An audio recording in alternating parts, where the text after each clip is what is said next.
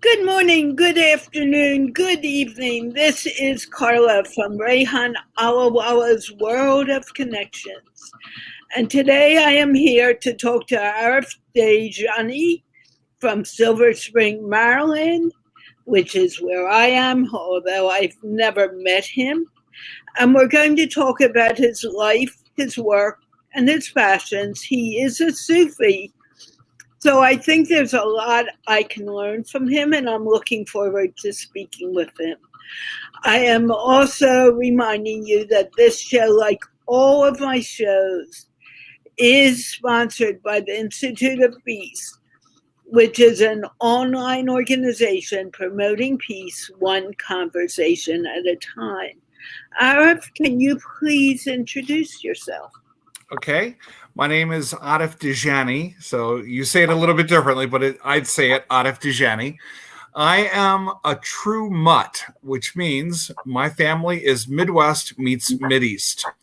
On my mother's side, I am descended from 10 passengers on the Mayflower. So I have ancestors who are buried at Plymouth Rock, and I have ancestors who are veterans of both the Revolutionary War and the Civil War.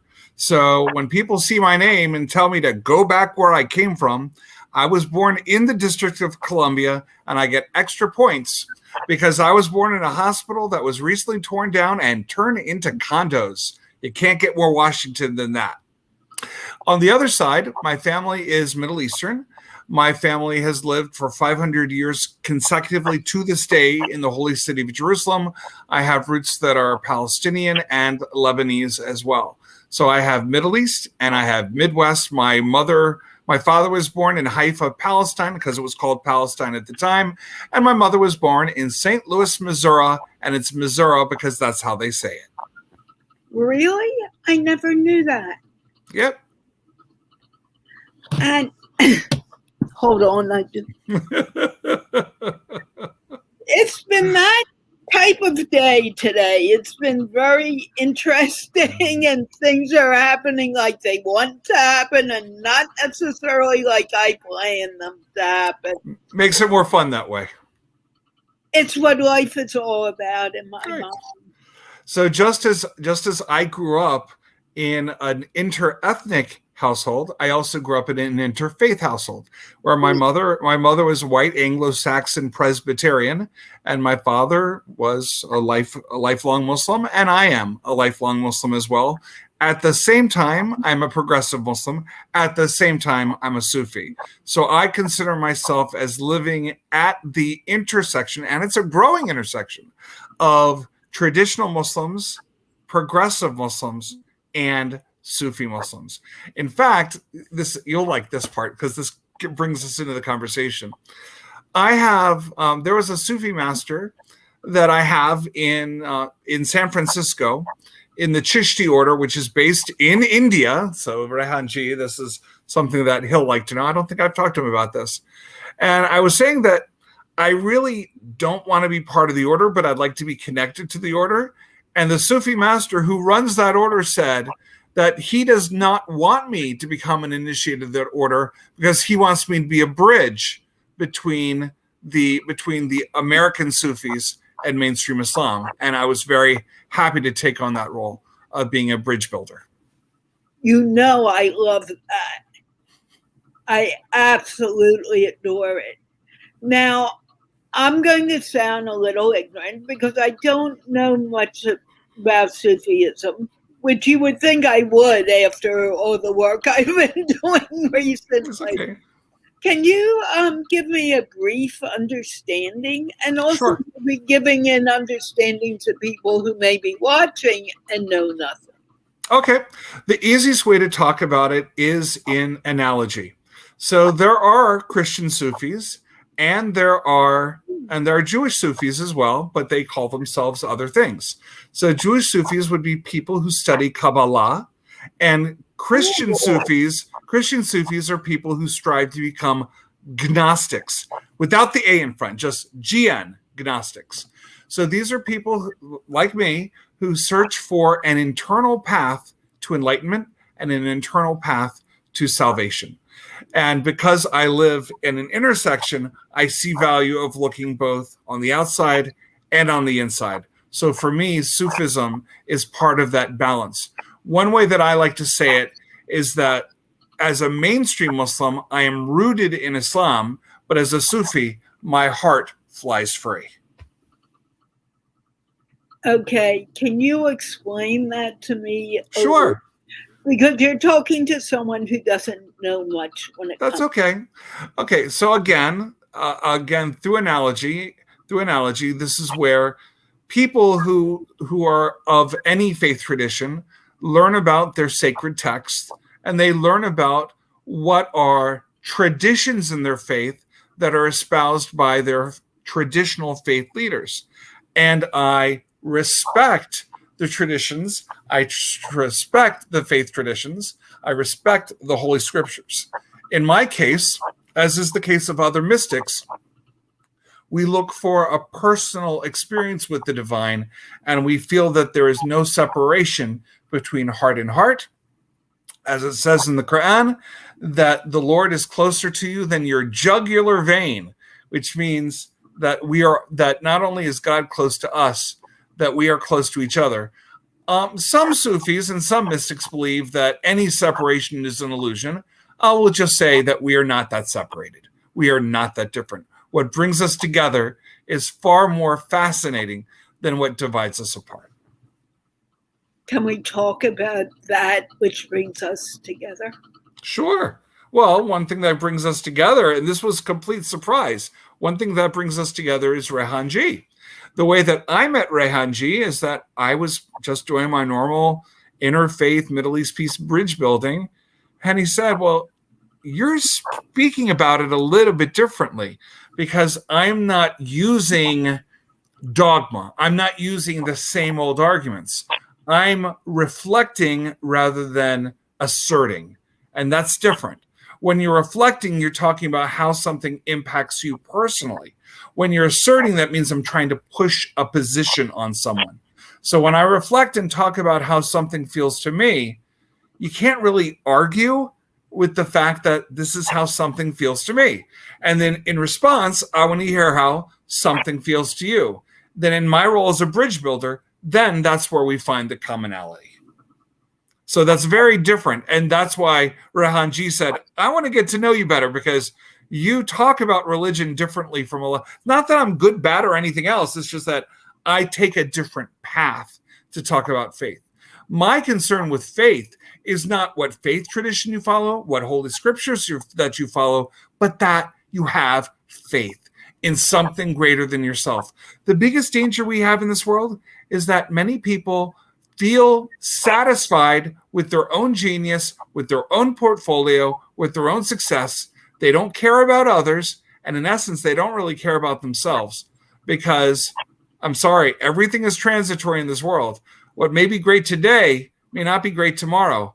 And having a divine power greater than yourself being there for you and having that personal connection, I don't care what your faith is. That's what matters. So for me, what faith you say that you were born into, as a Sufi, since I'm into the internal path, I don't judge you for the path that you're on. Even though my traditional religion and the traditional teachers talk about a straight path, that straight path may appear to me very differently from what that straight path appears to you. It's like the concept of the Buddhists or the Hindus that talk about four blind people experiencing an elephant. Depending on what part of the elephant, it might feel like a snake if you touch the tail. It might feel like something else if you touch the trunk or the legs or the back. Everyone is having their own experience. And even though the experiences are different, they're still accurate. They're still correct. So to me, as long as you have faith, as long as you believe in something greater than yourself, then that's huge. And the specifics, not that important. And I agree totally. And I've agreed to this since I was a young child, which is sure interesting because I grew up in a very multicultural neighborhood. Mm-hmm. So I think we were the only Jewish family there. I'm sorry, I can't help laughing. I grew up as an Arab, Palestinian, Arab, Muslim American. I grew up in a predominantly Jewish community where I met my first survivor of the Shoah, the Holocaust, at the age of 5, and he had blue numbers on his wrists that were tattooed by the Nazis. So I was like literally on all sides of our house. We had Jewish families, and we got along just fine because people are people. It's just funny. I mean, and that was Silver Spring, in Silver Spring that I grew up in. Wow. Yeah. That is fascinating because I would have never thought all that would exist here. Yep, it does. And this was since you know the DC area, this was pre-Potomac, because in Potomac, that was a brand new high income suburb of Washington that was built probably in the early 1970s. And before then, a lot of the more affluent Jews in the DC area happened to live in Silver Spring, Maryland. I consider where I grew up upper middle class. By no means was it Chevy Chase. By no means was it what is now Potomac. I consider it upper middle class, and it happened to be an area that was Jewish, and that was just a coincidence. We just happened to live there, and we got along. Well, I lived in Philadelphia in a suburb, and my father was a pretty well-known orthodontist. I'm not going to go into that, but same thing. My mother never quite understood why I had friends of all backgrounds, because we were from a Jewish family. But when I went to junior high, it was integrated. Right. And when we had parties, my parties were not people that always looked like me. They were people who looked like many different colors. Well, here's, again, I know that your goal was more to talk about Sufism than Islam, but I think there's an important thing to note that a lot of Muslims forget about. And I'm going to say forget, because most Muslims try to read the Quran, but I think some Muslims forget the Quran in favor of tradition. In the Quran, in chapter 5, it says that food that is presented to you from people of the scripture, in this case Jews and Christians, is lawful unto you as long as you say Bismillah in the name of God, or Hashem, and that's what Hashem means, the name, in the name of God when you eat it. Which means that for people that are hung up on eating halal, which is the Muslim version of kosher, and can only eat halal, they're not reading the scriptures. The scripture says, yes, there is a way we want you to process your meat.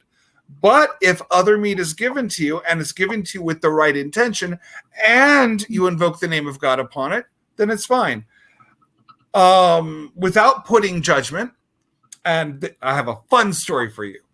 I was at a vegan restaurant called Supergirl, S-O-U-P, Supergirl, near the Tacoma Metro Station, and it was vegan kosher. And this place looked brand new, so I had to carefully, gently ask the question, doesn't being vegan mean that it's kosher? And the person blew up. Absolutely not. It matters how you cut the vegetables. It matters how you wash the vegetables, and it matters how you cook the vegetables. There's no meat. There's no dairy anywhere in this. It's just vegetables. I get that people want to cook in a kosher kitchen. I get that you don't want to have your plates or your dishes sullied with meat and milk together, hamburgers or pork burgers. I get all that. But if there's a restaurant that is blessed by a rabbi as vegan, then there shouldn't be any problem about how you cut the vegetables. It's not like you're doing a slaughter of a vegetable, how you cut, wash, and cook it. But again, there is a lot of nuance to kashrus, which is the Ashkenazi word, kashrut, which is the modern Hebrew word, or kosher, which is the more generic term. There's just so much to it. And I personally think that people get hung up on tradition from Fiddler on the Roof to really get onto what the concept means. The concept means is that you take care to eat food that is clean and safe. And I think if people go there and be sensible about it, the concern I have when you say you have to eat, and I'm saying this for Muslims too, it's not just for Jews, that when Muslims say that I have to only eat Muslim food and I can't eat anything that's Muslim food, what does that do? It means that people do not break bread together. And I feel that it is very hard to work for peace if you are unwilling to break bread. Now, yes, it's possible that we can do potluck where I bring my food and you bring your food, to me, it's far more fun in making peace, whether it's interfaith or Middle East peace, doesn't matter. If I could try some of your food and like it, and you can try some of my food and like it. But when we feel that tradition has placed a barrier where we can't interact with each other, I feel that it is harder to make peace. And please understand, I am not criticizing Jews. I'm criticizing Muslims as well. It's both. We're in it together. So again, this is not talking about Middle East. It's about coming together. And as a Sufi, I believe that we have very little distance between us. Actually, we're probably closer right now because of pixels than if we were sitting across the room from each other. That's how little distance there is. It's the distance like pixels and a screen. And that's where our souls meet, with very little distance in between. That's, I guess, the point I want to make. And I agree with you wholeheartedly, because the fact is and I often say this, we breathe the same air, and that's the essence of our lives. And yet you say you're different because you have a different color skin, or you read a different book for religion. I don't get it. I've been having trouble with that for many, many, many years. Well, okay, so I'm going to give the very easy explanation. It's profitable. That some people, when they swell their ego by saying, I know the right way and everybody else is wrong, and I'm not talking about any specific religious tradition here because everybody does it. When people are focused on me right, you wrong, then it puts distance, and then it makes our faith leaders a whole bunch of dollar bills. And so people make livings off saying, like, the end of the world is coming, listen to me and I will save you. Yeah, I mean, hell and brimstone are very popular subjects because people are scared. Instead of being scared, let's find sanctuary in each other, because together we are safe. And that's what it's all about. I don't understand the separation. I've had trouble with that all my life. Connections, getting to know each other, is what's most important. And that's what brought Rehan and I together 4 years ago and kept us together, because we understood this about each other. How do you? And so one thing that's big about Sufis is that our goal is to reject ego. In other words, if I say something that inspires you, I send glory to the heavens. I send glory to my creator. I send glory to he who created me, because that for giving me that insight. It's not that I'm a genius. It's not that I'm smart. And when people are trying to push the narrative that I'm right and you're wrong, they're puffing up their ego, and they're building for themselves, regrettably, a house of cards. However, when you spend your time building other people up, then you build a foundation for yourself where you can't fall. And that's what Rehanji has done. He is helping to prop other people up. As I like to tell people when I'm a mentor, when I'm a boss today where I work, that when I help other people out, I'm being totally selfish, because If I'm going to mentor somebody else, I have to be on message, on point, and I have to be an example. It's easy to direct people what to do. But if I show people what to do and help them know what to do, then I become stronger, you become stronger, we become stronger. And then we grow as a community together where we celebrate our connections and all of our hyper intersectionalities, because there are so many things that make me me. It's many things that make me, not just who my parents were, not just who I'm descended from, but also, hey, I'm left-handed. That makes me a little bit different too. I'm a singer-songwriter. That makes me a little different. I work for the federal government. That makes me really different. So, there's many. So instead of predefining because your name is Carla, thus 1, 2, 3, 4, 5. No, Carla, you are many different things, and I want to know the many different things about you, because that's what makes you special, and that's what we celebrate. How, I don't know if there's an answer to this, but how can we create this around the world and help people understand it so we can move forward? I mean, Okay. We're all stuck together. I don't care what anyone says. We are stuck together. The bank robber and the banker, the teacher and the student, whatever. So why can we not act like that? Because it takes effort. The one phrase I learned probably 30 years ago, that's dating me, but 30 years ago, is when someone told me, quote, stereotypes facilitate decision-making. When you embrace a stereotype, you don't have to get to know anybody. You are such and such, thus you are 1, 2, 3, 4, 5. As opposed to, you're a human being with all kinds of traits, and I'm going to have to do the work to get to know you. An example, and Rehanji has heard me say this many times. People have tried, his acolytes, and people who are not his acolytes, but people who admire him, want to friend me. And I ask them every time, learn about me first. I have a very unique name. If you Google on my name, you find 2 people, me and a former mayor of Jerusalem. Just 2 people. That's how unique my name is. Learn about me first, and then ask me about what you've learned.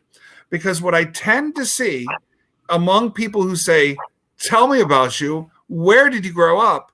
And especially if they're connecting with me on Facebook, it's like, I'm an open book. It's all there. Tell me what you've learned about me, and then let's take the conversation somewhere. So I want people who want to connect.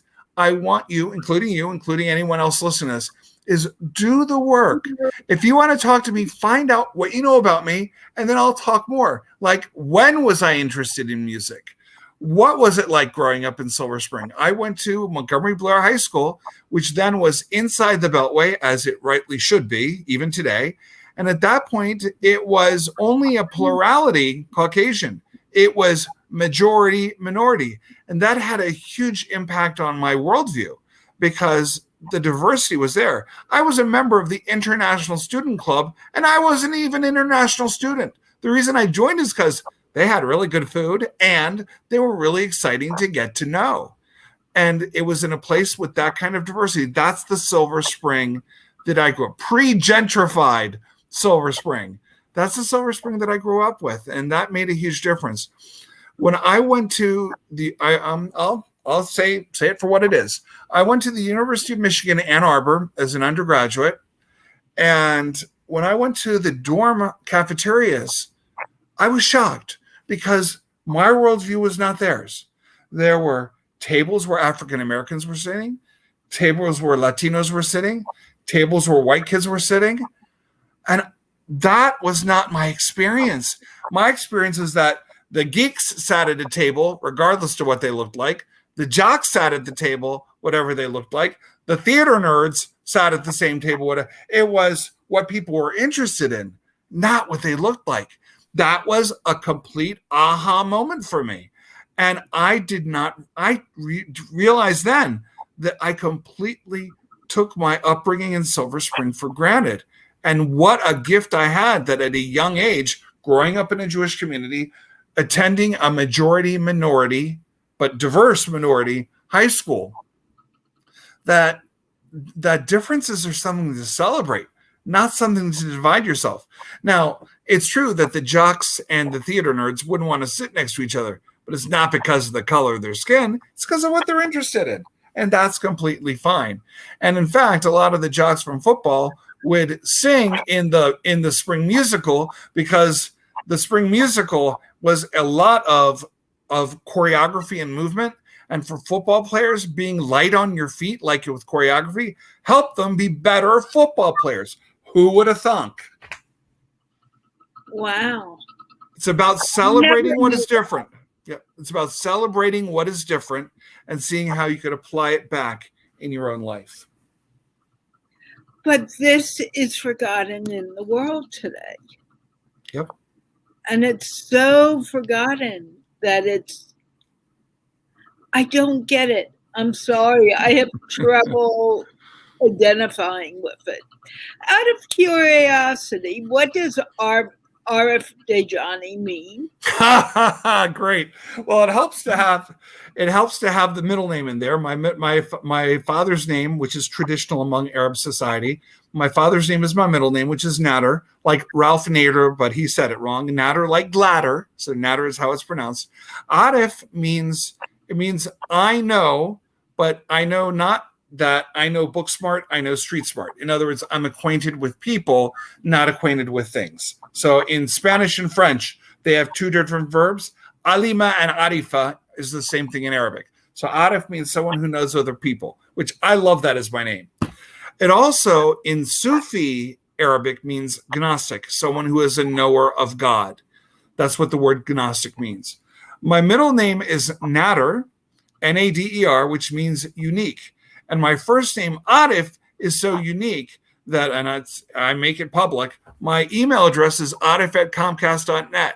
How many people, like Carla, how easy for you to have an email address like carla@verizon.net? That wouldn't be too easy. My last name is Dajani, which means that I come from a place that is between the Jordan River and the Mediterranean Sea, half the family in the holy city of Jerusalem and half the city in Jaffa. So that defines me. My family is historically Sufi. So between Aref, Nader, and Dajani, my name from one end to the other is Sufi. And I didn't even realize how Sufi my name was until I became a Sufi. There you go. So you were not always a Sufi? No, in fact, Sufism found me. I went to a Sufi gathering because it was connected to my Middle East peace dialogue. And I actually, and this would take too long because I'm looking at the time, I had an out-of-body experience doing the Sufi gathering. When you see whirling dervishes, when you see people chanting up and down, this is true for people studying Kabbalah. They look to have such an enlightened, exalted experience. And I had it without even trying.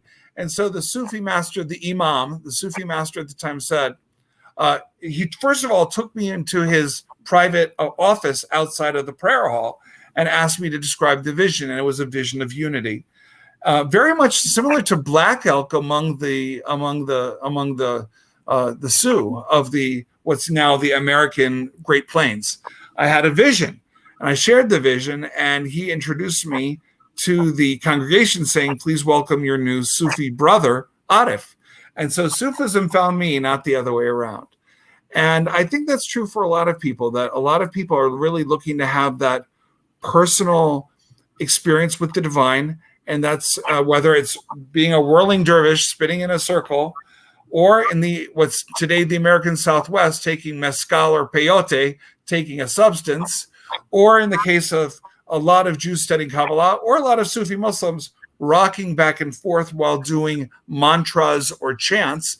Other people from other faiths do it as well. Some people get into meditation. They will either sit in one position or stare, say, at a candle. And there they look to empty their mind, empty their ego, and get to an altered reality. And I'm a lucid dreamer. And so with those lucid dreams, I'm able to take control of my dreams and make something negative, a negative dream, positive. and it is a powerful experience. Can I ask you, because I have had very lucid dreams on occasion, or what I think is a lucid dream. Could you please define a lucid dream? Sure.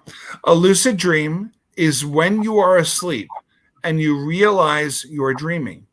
When you realize that you're dreaming, the first reaction is to wake up because you're in a dream. You have to fight that and stay in the dream. And one way to fight that is by realizing that Newton's laws of physics do not apply in the dreaming. So once you realize you're dreaming, the next step is to take flight. Simply allow yourself to take off. And then you realize that there's a whole world under you, there's heavens above you, and you can make the dream what you want. It is so empowering. It is so inspiring. And that's when you realize that there is more. I really believe that when we dream, we go onto a different dimension, a different plane of existence. And it's up to us to recognize when we're in that dream state and enjoy those visits. Because when we wake up, we're back in 4-dimensional world, which is the 3 directions plus time. We're in 4 dimensions again. Well, once you're in dreamland, everything's available. Do you always dream lucidly every night? Nope. But when I do, I try very hard to stay in my dream. So it's occasional. I can't. But one way that helps for anyone listening there, one way that helps is to make the intention to lucid dream. It helps to make the intention, because then that will remind you when you're in the lucid dream to lucid dream. I mean, a lot of things are very improbable in your dreams. The important thing is not to be frightened by the improbable, but to embrace it. And the way you embrace it, if you're falling down a flight of stairs or the boogeyman is after you, running after you, then take flight and find that you may have superpowers. You might have superpowers like traveling faster than a speeding bullet, or being able to repel any force against you, being able to turn invisible, being able to be porous, which means things can pass through you.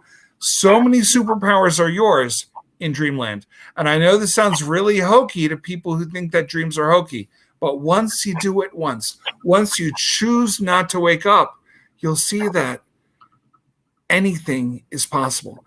And when you live your life with anything being possible, then you choose not to get yourself upset for the small stuff, but to build bridges and to try to bring people together. That's what I'm about. Wow. I'm fascinated. I know that you need to go, but I would like to continue this conversation someday. Okay. You don't mind. Do you want to leave our audience with any words of wisdom? Sure. There's a lot of good mantras and a lot of good videos out there. And what I will do is that when you tell me where the YouTube video is located, I will put down a few videos that mean something to me, that reflect the Sufi tradition. And especially for our friends in the subcontinent, I have a really good one that is Sufi and is in Urdu as well. So Urdu and Hindi are mutually intelligible, and this video is in Urdu and in English. Oh, it's in Urdu, transliterated Urdu, and translated into English, so everyone can enjoy it. It's really cool stuff. I love it. I want to thank you for talking with me. I know Sure. We had trouble putting this together, but I hope you're glad you did it now. Well, using Yiddish, you're a very good nudnik. What? Okay, I don't know Yiddish, so what is... Oh, okay. Nudnik means that you go underneath the skin to achieve your goal. So you pinched me a couple times to make this happen. I wanted to make it happen. Yes. I was determined to make it happen.